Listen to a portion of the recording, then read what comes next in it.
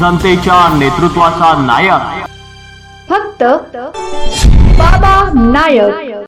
नंदुरबार जिल्ह्यातील आपत्कालीन आरोग्य सेवेचा गंभीर प्रश्न पुन्हा एकदा समोर आला आहे।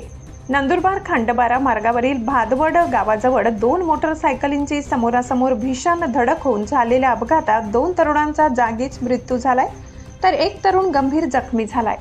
अपघातानंतर गावकऱ्यांनी तातडीने 108 रुग्णवाहिकेला संपर्क साधला, मात्र रुग्णवाहिका घटनास्थळी पोहोचण्यासाठी तब्बल तासभर लागल्याचा आरोप स्थानिकांनी केला आहे।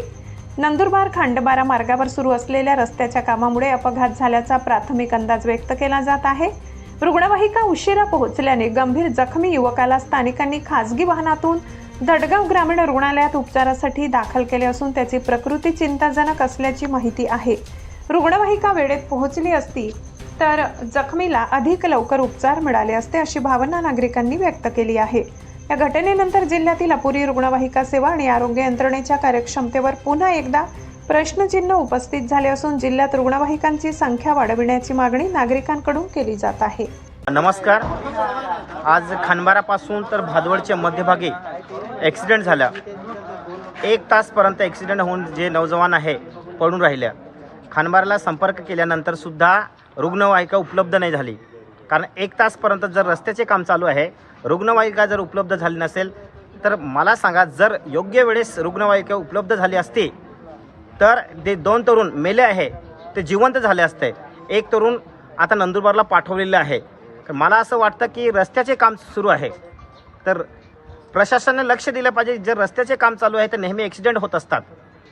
मग हे ॲक्सिडेंट थांबवायचे असेल तर तुम्ही उदाहरणार्थ खंडबारा असेल, नंतर विसरवाडी असेल किंवा जवळजवळ कुठे पण असेल त्या ठिकाणी रुग्णवाहिका उपलब्ध झाल्या पाहिजे, एक्स्ट्रा उपलब्ध झाल्या पाहिजे।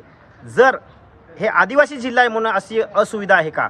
सर्वात महत्त्वाचे काय, आदिवासी लोकांचे जे मृत्यू झाले आहे त्यांना काही महत्त्व नाही का, असा प्रश्न पडतो।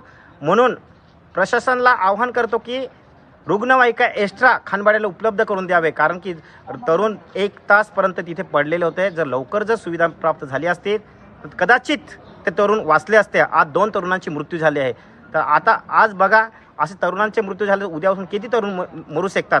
म्हणून प्रशासनाला विनंती करतो की त्याने लवकरात लवकर रुग्णवाहिका उपलब्ध केली पाहिजे, एक्स्ट्रा ऑर्डिनरी। जनतेच्या नेतृत्वाचा नायक फक्त बाबा नायक।